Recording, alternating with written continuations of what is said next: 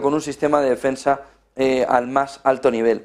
Está con nosotros Pedro Muriño, Founder and CEO de Iberatlantic Global Corporation, experto en macroeconomía y geoestrategia. Pedro, ¿qué tal? Muy buenos días. Hola, muy buenos días, José Antonio.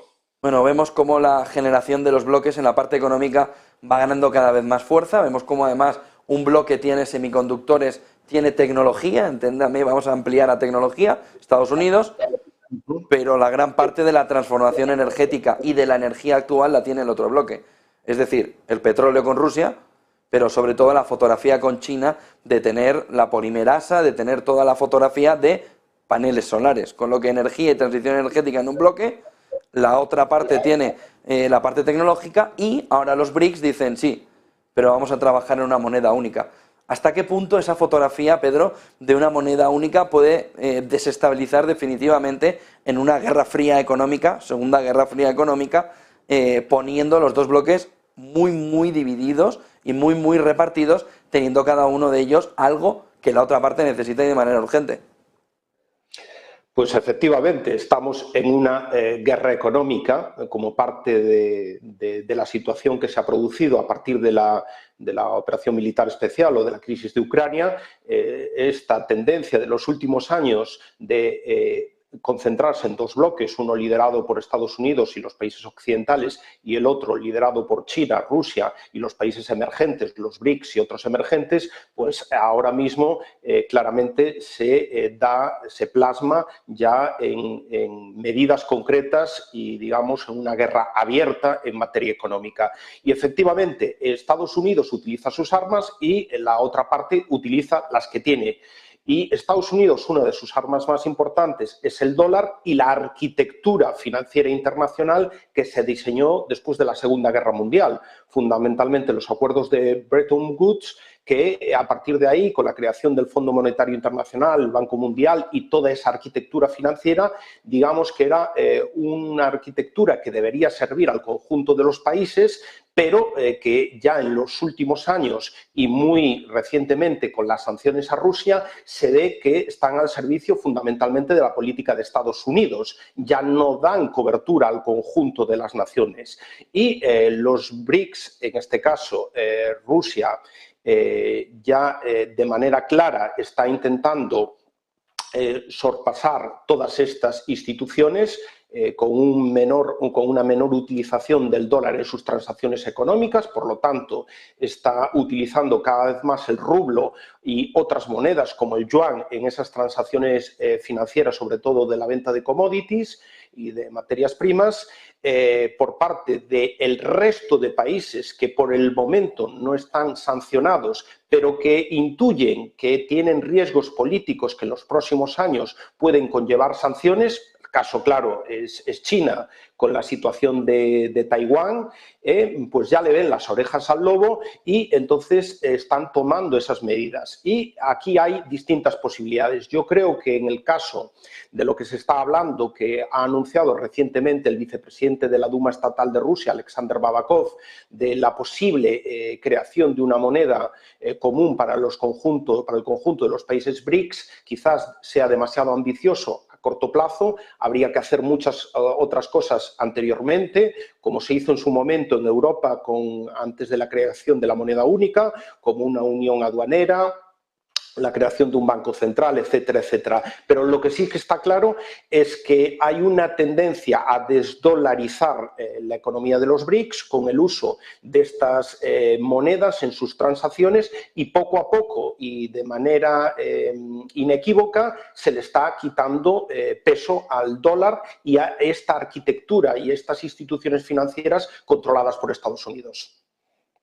¿Hasta qué punto esta alianza de los BRICS puede ser exitosa? ¿Hasta qué punto pueden conseguir una unión para crear una única moneda, una moneda propia de ellos, entendiendo lo que le ha costado a Europa eso y todos los problemas que sigue teniendo Europa, y entendiendo que Argentina, Brasil están a la vez, en paralelo, intentando algo parecido y sin parece que tener demasiado éxito, ¿no?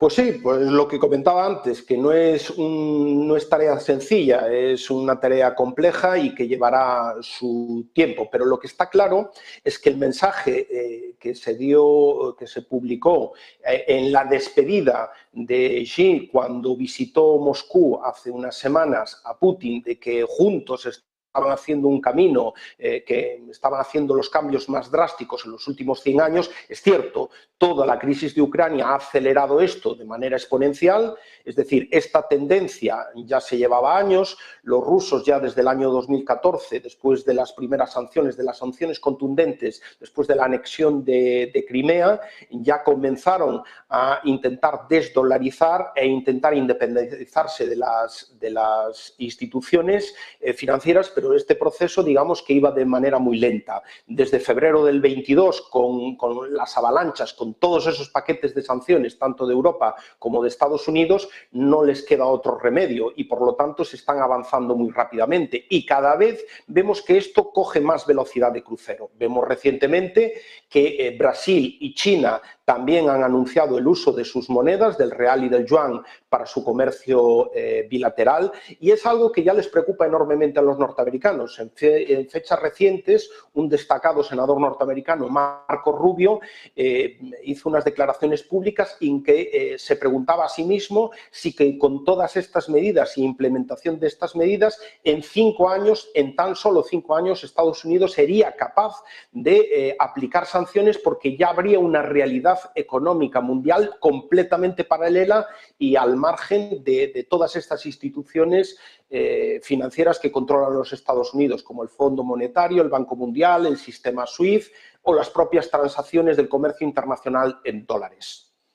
Es decir, que lo que se buscaría o lo que intentarían es esa independencia, no sé si habrás escuchado a Macron, ha dicho también en Les Echos en una entrevista que Europa busca salirse del vasallaje de Estados Unidos en un entorno en el que esa pinza entre Estados Unidos y China deja a Europa en medio. Los BRICS estarían consiguiendo de esa manera evitar que futuras sanciones como las del SWIFT que nos estabas comentando pudieran tener éxito, pero les llevaría un incremento también de su economía, que es lo que hemos estado viendo también ligados a Arabia Saudí. Es que evidentemente yo creo que aquí hay que ver las dos cosas desde las dos perspectivas. Desde la perspectiva norteamericana, yo creo que ellos se han pegado un tiro, es decir, toda esta política de sanciones que piensan que es una herramienta tan importante o más importante que el ejército, las dos bases del poder norteamericano son sus capacidades militares y el dólar. Es decir, son las dos palancas que tienen para ejercer el poder a nivel global. Yo creo que ellos no han sido conscientes del alcance que podían tener todas estas medidas unilaterales que han generado una enorme desconfianza en el conjunto de la economía mundial y en el conjunto de las economías emergentes. Y claro, esto es lo de siempre. Cuando tú ves las barbas de tu vecino secar, pon las tuyas a remojar. Es decir, ¿qué pueden pensar los chinos, los indios, los indonesios, los saudíes? Es decir, que todos ellos siempre tienen problemas en el ámbito geopolítico con Estados Unidos. Cuando no se cuestionan los derechos humanos en Arabia Saudí, se puede cuestionar, pues, por ejemplo, la política de alianzas de India o los derechos legítimos, en este caso, a la integridad territorial de China con Taiwán. Siempre hay enormes aristas y enormes problemas con Estados Unidos. Y Estados Unidos, utilizando todas estas sanciones, ha puesto en alerta al conjunto de la economía global. Y hay que pensar que el conjunto, por ejemplo, ya de las 5 economías BRICS es aproximadamente de 30 billones frente a los 24 de Estados Unidos. Es decir, tienen ya una importancia económica, un comercio bilateral o multilateral entre ellos tan importante y un tamaño de sus mercados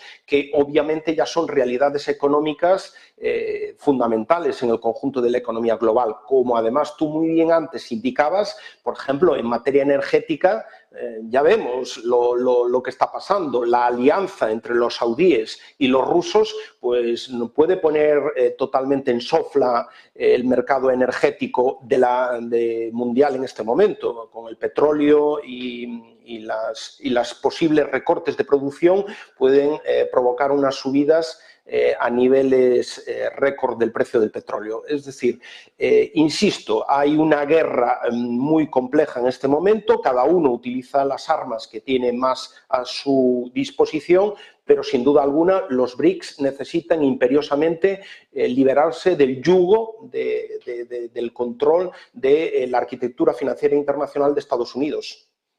Muchísimas gracias, Pedro Mouriño, founder en CEO Atlantic Global Corporation, experto en macroeconomía y geoestrategia. Buen día y buen negocio.